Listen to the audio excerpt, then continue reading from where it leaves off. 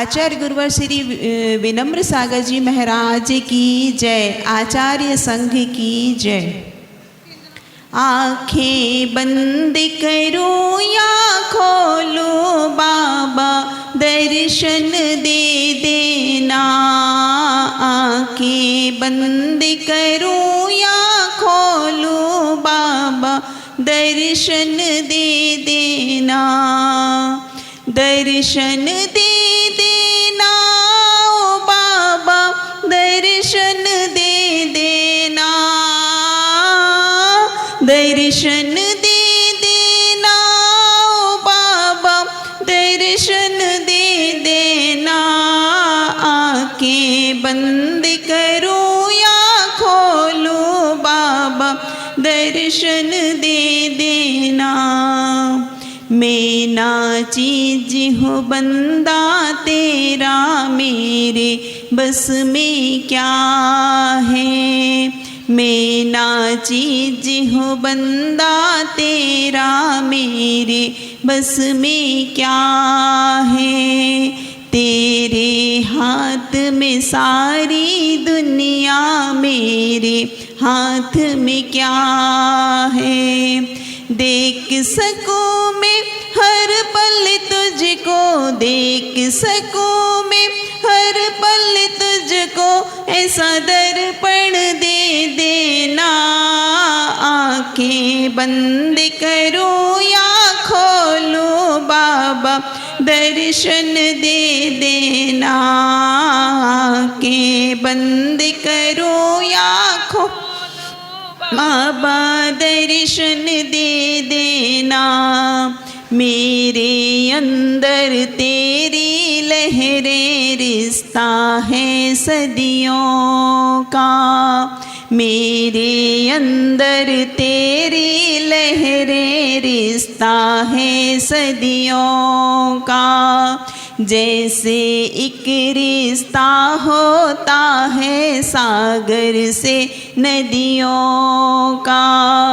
जैसे एक रिश्ता होता है सागर से नदियों का। करूँ साधना हर पल तेरी, करूँ साधना हर पल तेरी, ऐसा साधन दे देना। आँखें बंद करो या खोलो बाबा दर्शन दे देना। आँखें बंद करो या खोलो बाबा दर्शन दे देना। ओ बाबा दर्शन दे देना।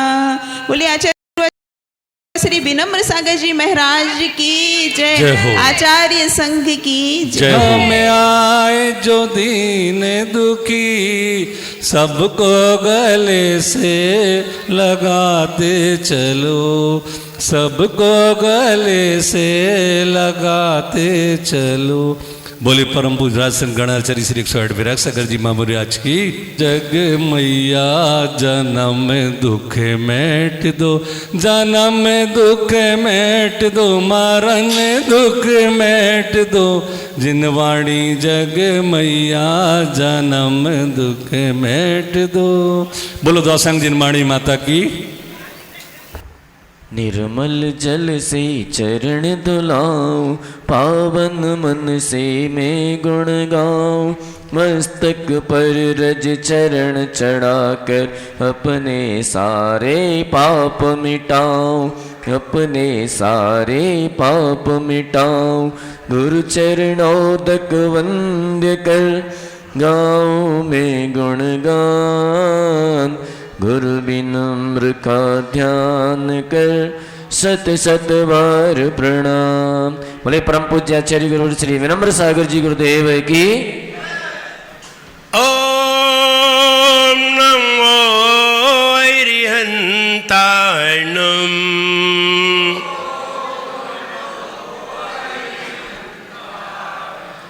ओम नमो सिद्धाय नम।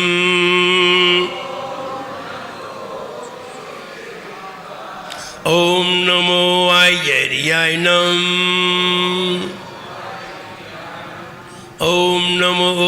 शयनम ओम नमो लोय सव्वसाहुनम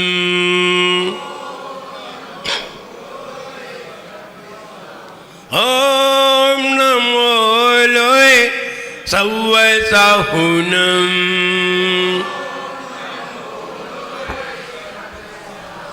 जोरे कजरा श्री आदिनाथ भगवान की, एक कजरा श्री पार्श्वनाथ भगवान की जय, एक कजरा श्री महावीर भगवान की जय, परम पूज्याचार्य गुरुवर श्री विराग सागर जी गुरुदेव की जय। अहिंसामयी जैन धर्म की बोले परम पूज्य चरणाचार्य भगवान गुरु श्री विनम्र सागर जी गुरुदेव की।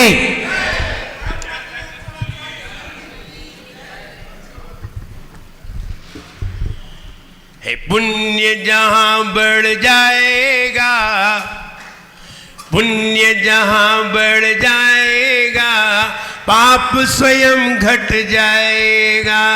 पुण्य जहां बढ़ जाएगा, पाप स्वयं घट जाएगा। पुण्य जहां बढ़ जाएगा, पाप स्वयं घट जाएगा। पुण्य जहां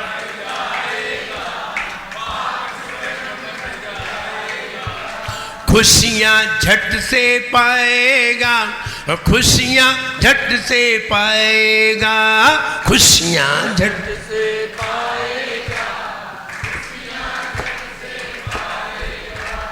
पुण्यवान सब कुछ पाए, पुण्यवान सब कुछ पाए, धर्म कहीं धर्म वही अपना पाए। पुण्यवान सब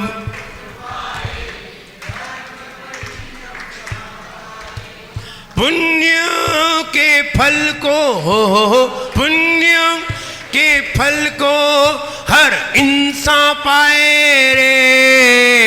जीवन जब मिट जाए रे हो, जीवन है पानी की बूंद कब मिट जाए रे।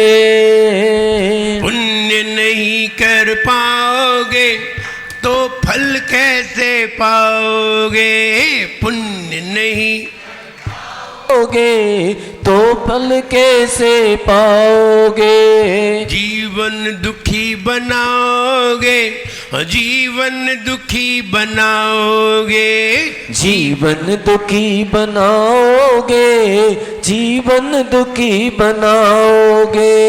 मानव जन्म दोबारा फिर, मानव जन्म दोबारा फिर भव में कैसे पाओगे।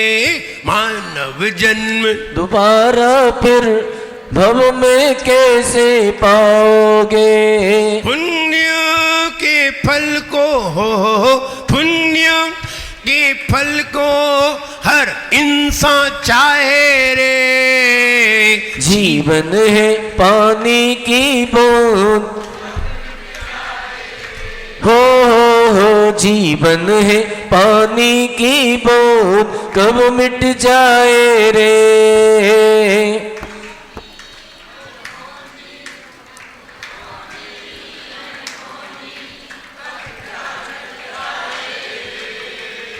जीवन है पानी की बूंद कब मिट जाए रे। हो जी है कब मिट जाए रे। अगर पुण्य का योग ना हो, पुण्य तुमने नहीं किया हो तो ध्यान रहे सारी वस्तुएं तुम्हारे पास होंगी लेकिन तुम उन्हें भोग नहीं सकते। अगर तुमने किया नहीं है पुण्य तो हो सकता है कि तुम्हारे साथ 10 लोग रह रहे हो, घर में 10 लोग रहा करते हैं, 5 लोग रहा करते हैं, न जाने किसके पुण्य से वो वस्तु आई है पता नहीं है। आपको मालूम हो अजैन लोगों में ये बात प्रसिद्ध है कि लोग संतान के लिए रोते क्यों हैं।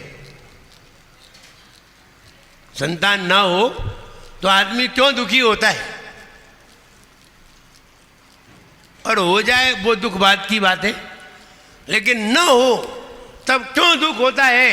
अन्य लोग ये कहा करते हैं कि हमारे पास जो धन संपदा आती है वो संतान के पुण्य से आती है, इसलिए संतान के लिए रोते हैं। लड़के के लिए रोते हैं कि लड़की के लिए? कभी लड़के के लिए रोते हैं तो कभी लड़की के लिए रोते हैं। अंतर इतना है, लड़के के लिए इसलिए रोते हैं कि लड़के के हिस्से से आया पुण्य हमारे घर में स्थायी होगा, और लड़की के हिस्से से आया पुण्य अस्थाई होगा। होगा तो धन तो आएगा लेकिन अस्थाई होगा, और लड़के के पुण्य से, और फिर पुण्यवान हो तब स्थायी होगा। हम कहना ये चाहते हैं कि पुण्य अगर तुम्हारे पास, पुण्य तुमने किया है नहीं, पुण्य तुमने किया है तो संसार की वस्तुओं का उपभोग कर पाओगे। अगर पुण्य नहीं किया है और तुम पुण्यवान घर में पैदा हो गए तो उसकी वस्तु को भोग नहीं सकते। वस्तु तो मिल जाएगी लेकिन वस्तु को भोग नहीं सकते हैं। अगर आपने साधुओं को आहार दिया है और उनके हाथ पर वस्तु रखी है, अच्छी से अच्छी वस्तु रखी है, तो ध्यान रहे तुम उसे खा करके पचा सकते हो, वरना तुम वस्तु को तुम्हें खाने का भी अधिकार नहीं होगा। इसलिए देना सीखो, क्योंकि पुण्य बिना दिए नहीं होता।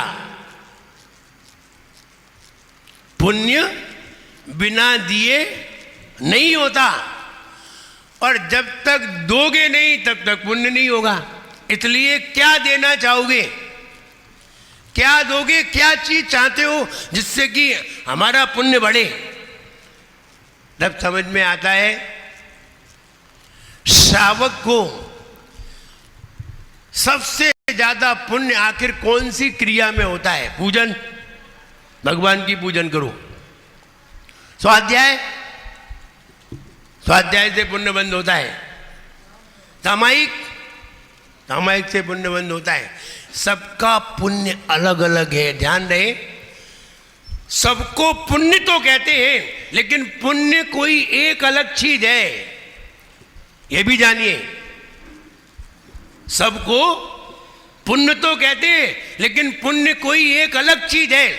सबको संपदा तो कहते हैं लेकिन संपदा में बहुत सारी चीजें हैं। धन भी है, मकान भी है, कार भी है, व्यापार भी है, सब है। सबको मिला करके संपदा कहते हैं। ऐसे ही सबको मिला करके पुण्य तो कहते हैं लेकिन पुण्य कोई एक अलग चीज है, ये भी जानिए। सुवायुर्नाम गोत्राणि पुण्यम, अच्छी आयु, अच्छा गोत्र, सुवायुर्नाम, अच्छा शरीर, स्वस्थ शरीर, सारी वस्तुएं कैसे मिलती हैं? एक बात तुमने कह दी पुण्य से, लेकिन सभी चीजों की क्रिया अलग अलग है। सभी चीजों की क्रिया अलग अलग है। तुम चाहो कीर्ति मिले हमें, सारे लोग हमारी प्रशंसा करें, कौन सा पुण्य करोगे? वो वाला पुण्य किया है तो प्रशंसा होगी, वरना प्रशंसा नहीं होगी। अच्छे से अच्छा कार्य करो तो भी प्रशंसा नहीं होगी। अगर वो कार्य किया है तो प्रशंसा होगी। जैसे जैन कुल कैसे मिलेगा? क्या करे, मंदिर आए तो जैन कुल मिलेगा? नहीं, मंदिर आने से जैन कुल मिले ये जरूरी नहीं है। ये क्या कह रहे हैं आप मेरी बात समझिए। मंदिर आने से जैन कुल मिले ये जरूरी नहीं है, क्योंकि देवों को हर देव को मंदिर मिलता है, जैन मंदिर, क्योंकि वहां पर और दूसरे मंदिर है ही नहीं। कौन से जिनालय हैं? 84,97,023 जिनालय ऊपर है। कितने? 84,97,023। इतने जिनालय ऊपर हैं और एक एक जिनालय ऐसा नहीं है हटा मंदिर जैसा, ऐसी तो एक एक बेदी तक नहीं है। विचार करो, इतने बड़े बड़े जिनालय हैं और उन जिनालयों में अकृत्रिम प्रतिमाएं हैं। उन प्रतिमाओं में सारे देव दर्शन करते हैं, सारे देव। लेकिन क्या सारे देवों को जैन कुल मिलता है? नहीं। अब ये बात सिद्ध हो रही है कि मंदिर आने से जैन कुल मिले ये जरूरी नहीं है। ये बात समझिए।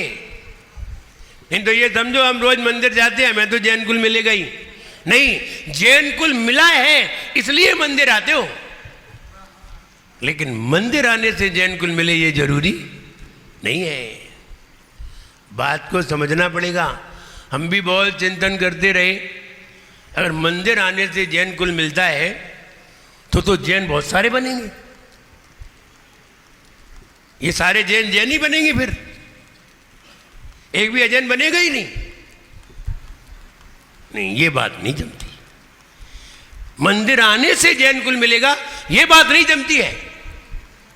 हाँ, ये बात जरूर जमती है कि मंदिर आने से जैन कुल मिले भी और ना भी मिले। तो मैं इसलिए कह रहा हूं, ऐसे बहुत कम लोग होंगे जिन्होंने शिखर जी की वंदना नहीं की हो। बहुत कम लोग होंगे, मुझे लगता है सबने की होगी। यहां जितने बैठे होंगे सबने की होगी। शिखर जी की वंदना करने के बाद भी जैन कुल मिले ये जरूरी नहीं है। तो क्या करें? रात्रि में भोजन त्याग करने, रात्रि में भोजन भी त्याग कर दिया है तो भी जैन कुल मिले ये जरूरी नहीं है। मिल सकता है, ऐसा नहीं है कि मिले ही। फिर अजैन लोगों को जैन कुल कैसे मिल जाता है? अजैन लोग तो जैन मंदिर आते नहीं है। फिर जानवरों को जैन कुल कैसे मिल जाता है? फिर नारकियों को जैन कुल कैसे मिल जाता है? और देवों को भी जैन कुल क्यों नहीं मिलता? कारण समझिए। अगर हम मूल कारण नहीं समझ पाएंगे तो फिर हम यही मानते रहेंगे कि जो स्वाध्याय करते हैं, मंदिर जाते हैं, जो पूजन करते हैं, वे ही जैन बनते हैं। ऐसा नहीं है, ऐसा शास्त्रों में नहीं लिखा है। उच्च गोत्र किसको मिलता है? कि जो भगवान की सेवा करते हैं उन्हें उच्च गोत्र मिलता है, ये भी जरूरी नहीं है।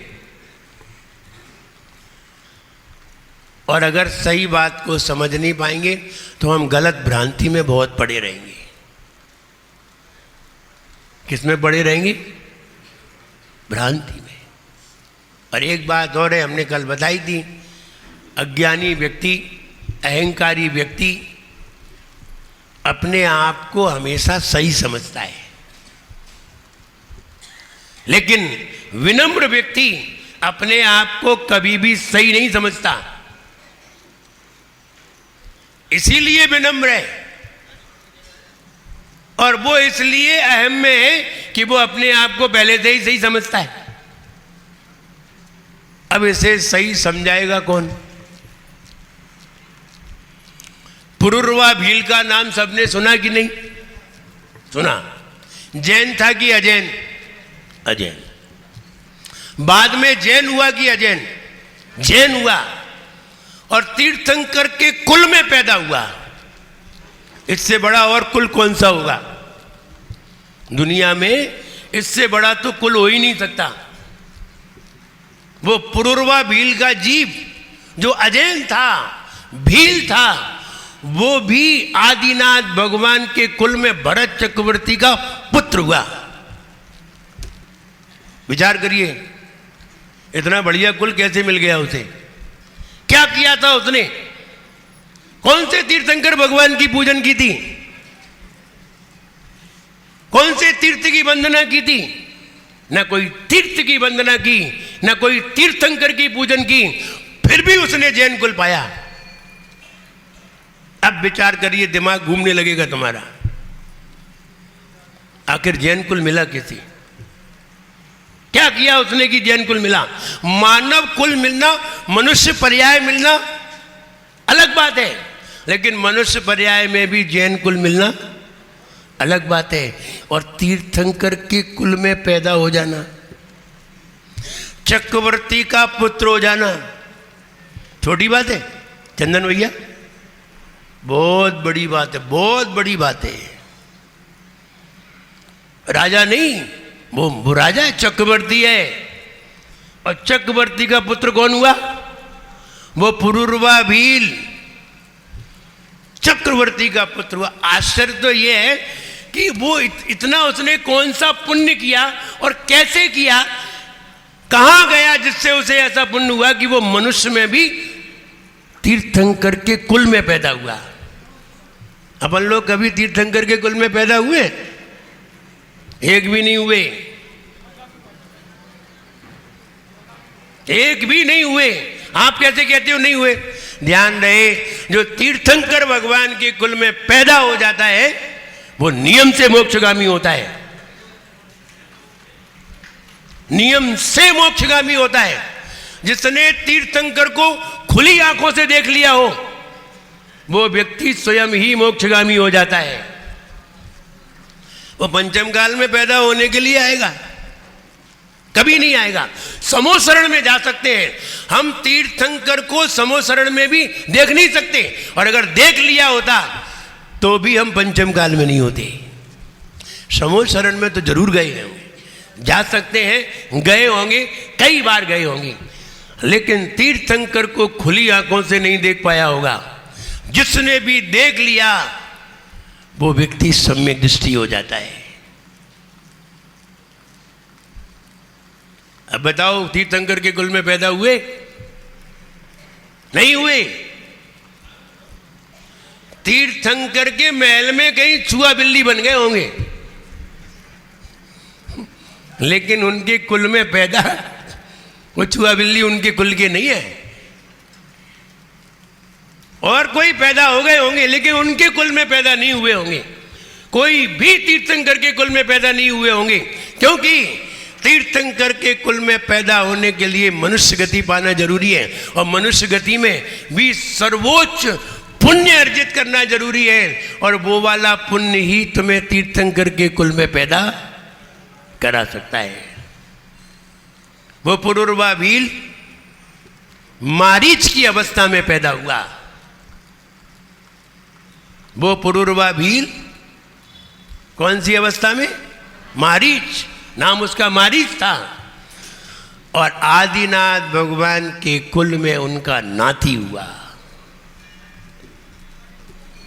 विचार करो, हम तो सोच सोच के ही, चिंतन कर करके ही विचार करते रहते हैं, ऐसा कैसे हो गया, कौन सा पुण्य किया?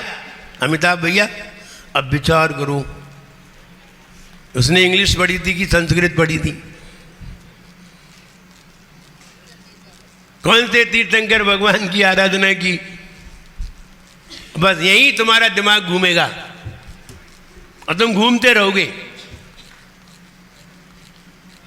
कि कौन सा उसने पुण्य किया।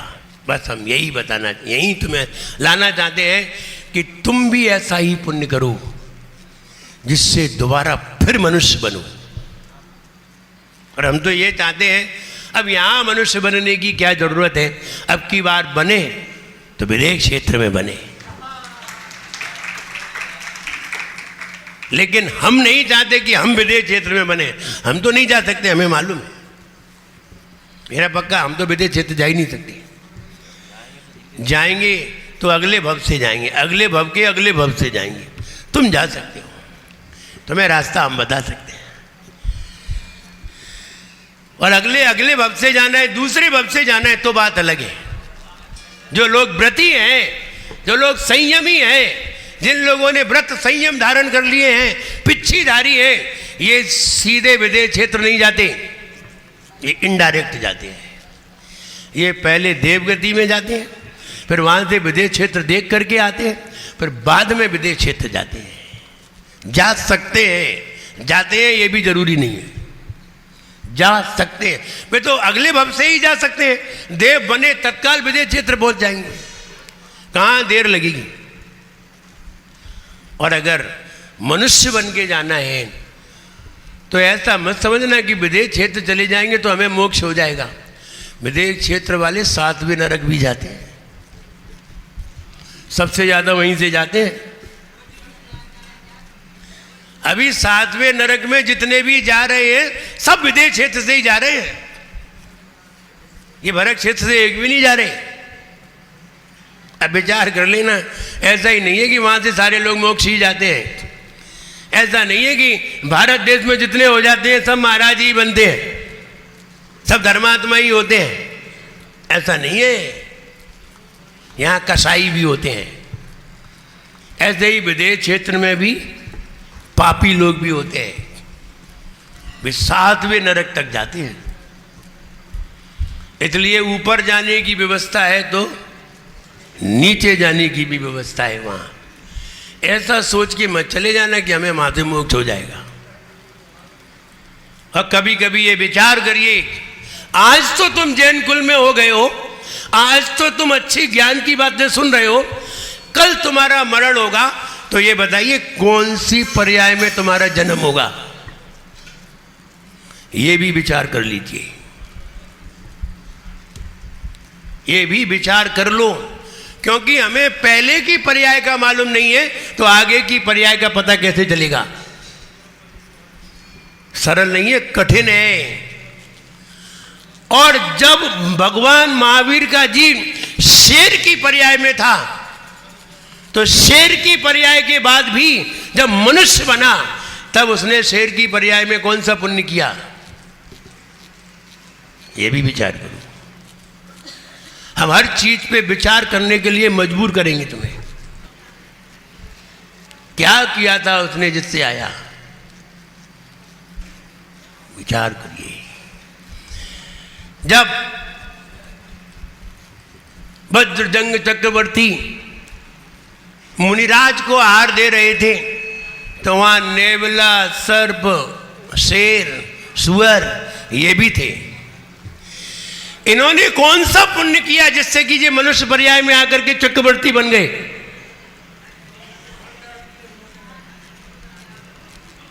कौन सा इन्होंने पुण्य कर दिया? इसलिए हर चीज को समझिए। दान करने से, त्याग करने से आपको वस्तु तो मिलेगी, लेकिन मनुष्य पर्याय मिले ये जरूरी नहीं है। आपने दान किया है, दान करने के बाद भी, त्याग करने के बाद भी आपने यदि परिणामों में निर्मलता नहीं बनाई है तो ध्यान रहे, पुण्य तो आपने किया था, उस पुण्य के फल से आप अल्सीशियन डॉग भी बन सकते हैं। इसको बहुत प्यार किया जाता है, बड़े प्रेम से रखा जाता है, खरीद के लाया जाता है, गद्दे पे सुलाया जाता है, पपीता खिलाया जाता है, आराम से एसी में सोता है। ये पुण्य का ही फल है। काहे का फल है? दान का ही फल है कोई। लेकिन मनुष्य पर्याय मिले ये जरूरी नहीं है। दान करने के बाद भी मनुष्य पर्याय मिले ये भी जरूरी नहीं है।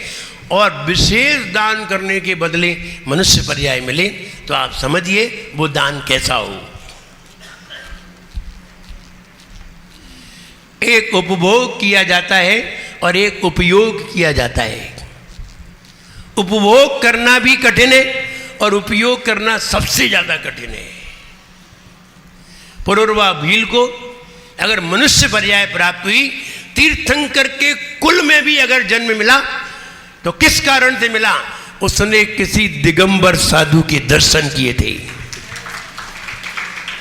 और जो व्यक्ति दिगंबर साधु को देख करके भक्ति भाव से उन्हें प्रणाम करता है, उनकी सेवा करता है और उनकी भैयावृत्ति करता है, निश्चित वो मनुष्य गति पाने का अधिकारी है।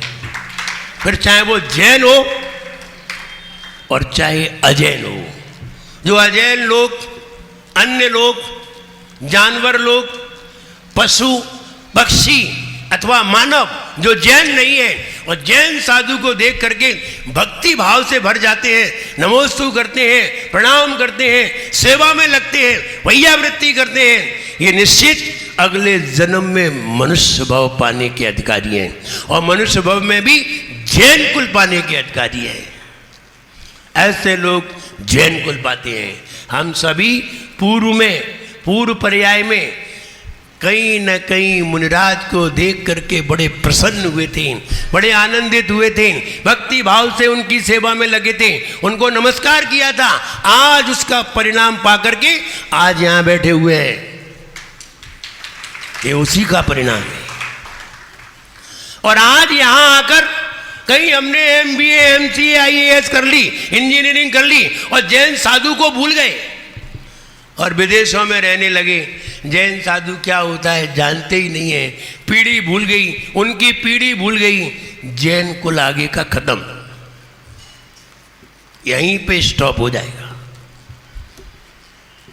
गुमारीच का जीव जिसने उद्दंडता दिखाई मनुष्य कुल में, मुनि बन करके भी उसने जैन धर्म को भंग कर दिया और जैन धर्म के 363 टुकड़े कर दिए। किसने? मारीच के जीव ने। यही तो कह दिया था, आदिनाथ ने कहा है वो कोई सही नहीं है, मैं कह रहा हूं वो सही है। ऐसे तो कई लोग मिल जाएंगे, कई लोग मिलेंगे कि नहीं? मिलेंगे कि नहीं? जैसे कि उदाहरण दिया था कि नहीं, किन्हीं लोगों ने उदाहरण दिया होगा यहाँ कि वो कच्चे मकान में पाल बांधा जाता है, पक्के मकान में पाल बांधने की जरूरत। ये किसने उदाहरण दिए थे? अखिलेश भैया कह रहे हमने दिए थे। अब नहीं देना, भूल के भी नहीं देना, क्योंकि आपने जिनेंद्र भगवान की वाणी का खंडन किया है, मंडन नहीं किया। जो व्यक्ति जिनेंद्र भगवान की वाणी का खंडन करे वो स्वयं ही खंड खंड हो जाता है। और अगर कोई जिनेंद्र भगवान की वाणी का मन, वो व्यक्ति सम्यक दर्शन पाता है, वही व्यक्ति रत्नत्रय को पाता है, रत्नत्रय पाने का अधिकारी है, और वही व्यक्ति मोक्ष को प्राप्त करने की क्षमता रखता है। जो जिनेंद्र भगवान की वाणी का क्या करे? एक मंडन और एक खंडन, दोनों कर सकते हैं, आपको छूट है, क्योंकि अभी आप स्वतंत्र हैं। आचार्य विद्यासागर महाराज जी ने 2 पंक्ति लिखी थी। हाँ बंद के समय जीव स्वतंत्र होता, हाँ बंद के समय जीव स्वतंत्र होता, तो बंद के उदय में परतंत्र रोता। आप कर्म का बंद करने में स्वतंत्र हैं, और जब कर्म का बंद हो जाएगा फिर आपके पास रोने के सिवाय कुछ भी नहीं बचेगा, रोना ही पड़ेगा। बंद के समय जीव स्वतंत्र होता। कह लो जो कुछ कहना है, कर लो जो कुछ करना है, रिजल्ट तो बाद में ही आएगा, आएगा रिजल्ट। कह लिया, एक जन्म में मारीच ने कह लिया, अपने मन की कर ली, कर लो मन की, और एक कोड़ा कोड़ी सागर तक क्या क्या नहीं बना, क्या क्या दुर्गति नहीं हुई उसकी।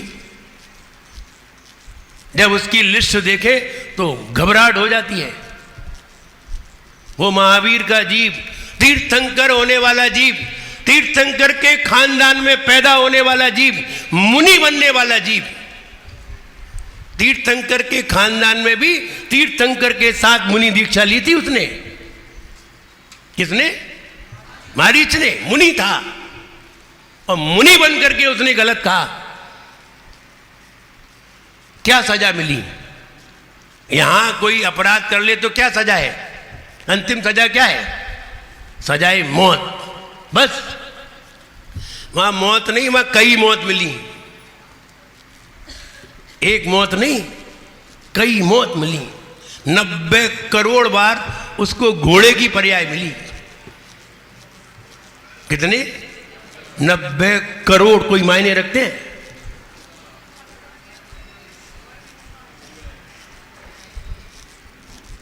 60 लाख बार वेश्या की पर्याय में जाना पड़ा। किसको? महावीर के जीव को। कौन सा अपराध किया था? अपने मन की कर ली थी। कितने दिन की थी? एक जीवन, एक ही जन्म में निबट गए।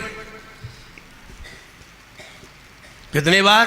60 लाख बार वेश्या की पर्याय में जाना पड़ा। 60,000 बार एबोर्शन, गर्भ में ही मरा। मनुष्य पर्याय पाकर के गर्भ में ही मरा वो। इतने बार मरा तो कहते हैं 2000 सागर में 48 पर्याय मिलती हैं, तो इतने बार कैसे मरा? 2000 सागर कहाँ लगते हैं? 2000 सागर कहाँ? एक कोड़ा कोड़ी सागर कहाँ? 2000 सागर की बात कर रहे हो? एक कोड़ा कोड़ी, 1 करोड़ इंटू 1 करोड़, इतने सागर वर्ष तक भटकता रहा। और जब शेर की पर्याय में गया तो शेर की पर्याय में जाकर के भी एक मुनि महाराज के दर्शन करके सुधरा। भगवान को देख करके नहीं, मैं यही बताना चाह रहा हूं। भगवान को तो जाने कितने बार देख लिया होगा। भगवान को देख करके नहीं, एक मुनि महाराज को, संजय विजय 2 मुनि महाराज जा रहे थे और दोनों मुनि महाराज को देख करके शेर की पर्याय में एक मुनि महाराज के उपदेश से उसको दोबारा सम्यक दर्शन हुआ। और वहां से फिर उसने देव और मनुष्य गति पाना प्रारंभ की और फिर मनुष्य बन करके सर्वार सिद्धि और वहां से आकर के तीर्थंकर बना। विचार करिए, मैं ये कहने जा रहा हूं, मनुष्य पर्याय अगर हमें दोबारा पाना है, जैन कुल पाना है, तो दिगंबर साधु को देख करके नतमस्तक हो जाइए। ये पहला सूत्र है। भक्ति भाव से उन्हें प्रणाम करिए और जितना हो सके उनकी सेवा करिए। और जनेन्द्र भगवान की वाणी को कभी अपने चिंतन से खंडन नहीं करिए। क्या करिए? मंडन करिए। अगर आप तर्क दे सकते हैं तो सही तर्क दीजिए, गलत तर्क नहीं दीजिए। गलत तर्क तो हम बहुत सारे दे सकते हैं। बताओ अखिलेश जी, आज वर्षा योग करने की कोई जरूरत नहीं है। आजकल मैं तर्क दे रहा हूं और मेरा तर्क जमे तो बताना। पहले पुराने जमाने में कच्ची रोडें हुआ करती थी, कच्चे मकान हुआ करते थे, घास आ जाया करती थी, जीव उत्पन्न हुआ करते थे। अब तो सब जगह पक्की रोड है। अब चातुर्मास की कोई जरूरत? मैं तर्क दे रहा हूं, मैं तर्क दे रहा हूं या जनेन्द्र भगवान की बात का खंडन कर रहा हूं? क्या कर रहा हूं मैं? खंडन कर रहा हूं। नहीं, मुझे मंडन करना चाहिए। चाहे भले ही पक्की सड़क बन गई हो, चाहे भले ही पक्के मकान बन गए हो, फिर भी साधुओं को चातुर्मास एक जगह करना चाहिए। ये मंडन है। हमने जिनेन्द्र भगवान की वाणी का मंडन किया है, हमने आचार्यों की वाणी का मंडन किया है, खंडन नहीं किया है। कर लो खंडन, कितने दिन और करोगे? बाद में फिर कितने बार मरोगे ये पता है? मारीच को देख करके, मारीच के पर्यायों को पढ़ करके आपको घबराहट हो जाना चाहिए। बिल्कुल घबराहट हो जाना चाहिए। मुझे तो घबराहट होती है, इसलिए बता रहा हूं। और मैं तो आपको भी घबरा रहा हूं कि आपको भी घबराहट हो, जिससे कि आप कभी खंडन ना करें, मंडन करें। जो भी लिखा है भगवान ने, भगवान की वाणी में जो भी खिरा है, आचार्यों ने जो भी लिखा है, आप उसका मंडन करिए। खंडन करने में तुम्हें दिमाग लगाना पड़ेगा और मंडन करने में तुम्हें दिल से जानना पड़ेगा। हमारे पास दोनों चीजें हैं, दिल भी है और दिमाग। दिमाग जरा ऊपर है, दिल थोड़ा दिमाग से नीचे है। दोनों चीजें हैं, दोनों चीजें अलग अलग कार्य के लिए बनाई गई हैं, अलग अलग कार्य के लिए।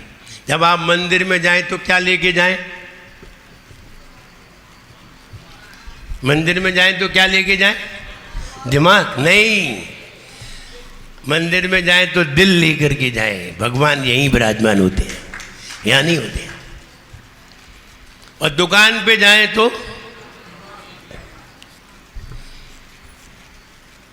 भगवान के पास आए तो दिल से भगवान को स्वीकार करें। अगर हृदय से स्वीकार किया है तो हृदय उसी बात को स्वीकार करता है जो सत्य होती है। दिमाग तो सत्य को भी असत्य कहने में चूकता नहीं है। दिमाग है जो सत्य को भी असत्य कहने में चूकता नहीं है, असत्य को भी सत्य कहने लगता है। लेकिन हृदय है जो कभी गलत को स्वीकार, और दोनों चीजें तुम्हारे पास है। कभी तुम्हारे पास कोई गलत कहता है तो गुस्सा आती है, आती है कि नहीं? आती है। बड़ा अच्छा एक कोटेशन है, बहुत अच्छी बात है। गलत बात कोई कहता है तो हमें बहुत खराब लगता है, लेकिन जब हम कहते हैं तब कैसा लगता है? तब बहुत अच्छा। दूसरा कहे तो खराब लगता है और हम कहें तो बहुत अच्छा लगता है। कितना अंतर है? वही हम करें तो अच्छा है और दूसरा करे तो खराब। इसलिए हृदय है जो कभी गलत को स्वीकार। आपको हम एक उदाहरण दे रहे हैं। आपके पास 2 साल का आपका बच्चा है और 2 साल का बच्चा कोई गलती कर दे, दूध फैला दे, और दूध फैला दिया उसने और रोने लगा। रोने लगने उसके हाथ पांव इधर उधर चले और दूध फैल गया और आपने उसको 4 जड़ दिए। अब बच्चा रो रहा है, बच्चा रो रहा है। अब रो रहा है, रोते रोते अब आप उसे पुचकार भी रहे हो, पीटा भी और पुचकार भी रहे हो। अब आप थोड़ी देर आंख बंद करके हाथ पर हाथ रख के जरा दिल से पूछिए, क्या आपने सही किया? दिल क्या बोलेगा? हृदय क्या बोलेगा? बच्चा तो नादान है, बच्चे को क्या मालूम कि हम दूध फैला रहे हैं? उसे तो मालूम ही नहीं है, उसे तो पता भी नहीं था कि दूध फैल रहा है, हम ऐसे हाथ करेंगे तो दूध फैल जाएगा। उसे तो पता भी नहीं था और उससे दूध फैल गया। तो दूध फैल गया, उसे पता होता, जान के फैलाता तो दंड देते, उसे तो मालूम ही नहीं था और आपने उसे पीट दिया। अब बच्चा रो रहा है, दुख किसे हुआ? तुम्हें हुआ। अब दिल से पूछो, तुमने सही किया कि गलत किया? क्या बोलेगा दिल? हृदय क्या बोलेगा? गलत किया। देखा, ये कभी भी गलत को स्वीकार नहीं करता, ये हृदय है। इसलिए भगवान ने तुम्हें दोनों चीजें दी हैं। वो संसार में जाना है कि मोक्ष मार्ग में जाना है? कहाँ जाना है? इसकी सुनो। घोड़ी पे बैठना है तो इसकी सुनो। घोड़ी पे बैठना हो, जोड़ी बनाना हो तो खोपड़ी से चलो, और भगवान की सुनना है तो हृदय से सुनो। दोनों चीजें तुम्हारे पास दी हैं और दोनों फैसिलिटी दी हैं। एज यू लाइक, जो तुम्हें पसंद हो सो करो, और तुम्हें जो पसंद है सो ही कर रहे हो। जो हमें पसंद है वो तुम नहीं कर रहे, और तुम्हें पसंद है वो हम नहीं कर रहे। अंतर इतना ही है कि कोई दिमाग की सुन रहा है तो कोई दाऊ भैया, यही है कि नहीं? अब हमें नहीं मालूम दाऊ ने किसकी सुनी है, लेकिन कोई दिमाग से सुन रहा है, कोई हृदय से सुन रहा है। हृदय हमेशा सही बोलता है, ये कभी भी गलत ना बोलता है, ना बोलने देता है, ना किसी की गलत स्वीकार करता है। और दिमाग है जो कुचड़ पैट करता ही रहता है, इधर की उधर, उधर की इधर, ये दिमाग ही करता है। इसलिए जब भी मंदिर आओ तो वो वहाँ, एक बार मैं मंदिर आ रहा था तो मंदिर के बाहर लिखा था जूते चप्पल बाहर रखे।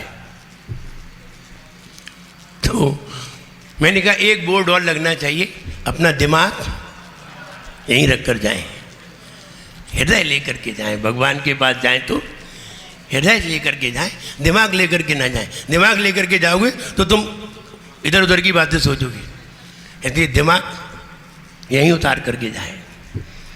ऐसा भी लिखा होना चाहिए एक बोर्ड गेट पे ही कि अपना फालतू का दिमाग यहीं रख जाए। जैसे कि जो बेल्ट वगैरह रहते हैं, बेल्ट जूते वगैरह कहते यहीं उतार के जाएं, ऐसे ही घर गृहस्थी की बातें यहीं रख कर के जाएं, मंदिर में जाएं, पवित्र मन लेकर के जाएं, पवित्र हृदय लेकर के जाएं, फिर भगवान के दर्शन करें, बड़ा आनंद आएगा। इसलिए हम ये कहना चाहते हैं, अगर दोबारा मनुष्य भाव पाना है तो किसी दिगंबर साधु को देख करके नतमस्तक हो जाइए। ये पहला सूत्र है। और कहते हैं उच्च गोत्र पाना है। उच्च गोत्र कौन कौन से माने जाते हैं? क्षत्रिय। क्षत्रिय कुल सर्वोच्च माना जाता है। वैश्य, ये कुल अच्छा माना जाता है, लेकिन सबसे अच्छा कौन सा माना जाता है? क्षत्रिय है। क्षत्रिय कुल को अच्छा किसे कहते हैं? पर क्षत्रिय कहते किसे हैं? क्षत्रिय कौन है मालूम है? क्षत्रिय कौन है? क्षत्रिय वो है जो धर्म की रक्षा में हमेशा तत्पर रहे और धर्म की रक्षा करते रहे, उन्हें क्षत्रिय कहते हैं। जैसे कि हम, तुम नहीं हो। धर्म की रक्षा में जिसने अपना सब कुछ समर्पित कर दिया है उसे कहते हैं क्षत्रिय। और वैश्य जो चौका लगाए, आहार दें, श्रावक बने, वो वैश्य कहलाते हैं। ब्राह्मण कहलाते हैं जो व्रती होते हैं, संयमी होते हैं, देशव्रती होते हैं, ब्रह्मचारी, दीदी भैया, ये ब्राह्मण कहलाते हैं। और वैश्य जो लाभ हानि का हिसाब करते रहे, कितनी प्रॉफिट हुई, कितना हानि हुई, उन्हें कहते हैं वैश्य। तो कहने का मतलब ये है, आप हमेशा जब भी कोई दिगंबर साधु दिखाई दे, फौरन नतमस्तक हो जाइए और नतमस्तक होकर के उनकी जितनी सेवा बने करिए, उनकी जितनी सेवा कर सकते हो करिए शक्ति के अनुसार। तो निश्चित आपका अगला कुल भी जैन कुल होगा। चाहे यहाँ हो, चाहे विदेश क्षेत्र हो, कहीं भी हो, लेकिन जैन कुल ही होगा। और अगर ऐसा नहीं किया, जैन होकर के भी अगर ऐसा नहीं किया, तो आपका ये वाला जैन कुल तो निकल गया, लेकिन अगला जैन कुल नहीं होगा। कई लोग ऐसे मिलते हैं, कहते हैं हे भगवान, अब की बार मेरा जन्म हो तो मैं जैन मुनि बनूं, जैन कुल मुझे मिले। ऐसे कई बड़े बड़े लोगों ने भी कहा है। अगर मैं आइंस्टीन महाराज बता रहे हैं, आइंस्टीन, अल्बर्ट आइंस्टीन ने ये कहा था कि अगर मेरा दोबारा अगर मानव जन्म मिले मुझे, तो मुझे जैन कुल मिले, जिससे कि हम भी तीर्थंकरों की आराधना कर सकें और समझ सकें। डॉक्टर राजेंद्र प्रसाद जो पहले राष्ट्रपति थे, उनने भी ये बात कही थी कि मुझे जैन कुल मिले। ऐसे कई लोग हुए हैं। हम ये कहते हैं, हम ये कहना चाहते हैं, इन कई लोगों ने कहा है, हम सब लोग यही कहें कि अगला कुल मुझे जैन कुल मिले, जिससे हम और आगे बढ़ करके अपने जीवन को मंगलमय बनाएं। मेरा सबके लिए खूब आशीर्वाद है। सब लोग प्रसन्न रहें, खुश रहें। जय बोले परम पूज्य आचार्य गुरुवर श्री विराग ठाकुर जी गुरुदेव की।